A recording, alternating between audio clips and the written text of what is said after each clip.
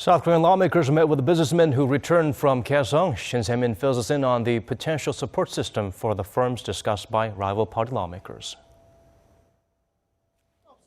Businessmen representing firms based in Kaesong Complex made their way to the parliament to meet with lawmakers as they seek ways to deal with the fallout from an abrupt halt of the jointly run factory site. The rival political parties agreed on the need for additional measures to compensate firms for the damages. The ruling Saenuri Party even went as far as announcing it may introduce a special law to minimize the losses.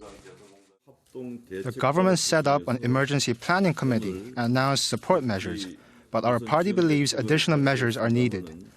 Should existing law and system prove insufficient, we're more than willing to legislate a special law in this case.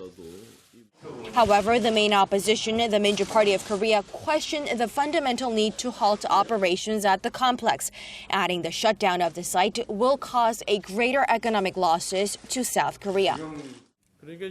We need to review whether the complete halt of the complex was the right call, as there is no certainty that it will directly curb development of any nuclear weapons program or rocket launch. Meeting face-to-face, the 6 businessmen representatives appealed to lawmakers that the damage will be much greater than previously estimated as the North froze all assets in the jointly run factory park.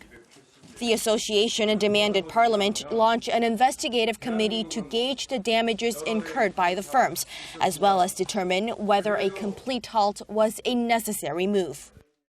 Aside from coming up with measures to compensate the firms, the 2 main rival parties maintained its differing position on the complete shutdown of the Kaesong Industrial Complex, as the opposition party accused the government of taking advantage of an anti-North Korean sentiment ahead of the April's general election.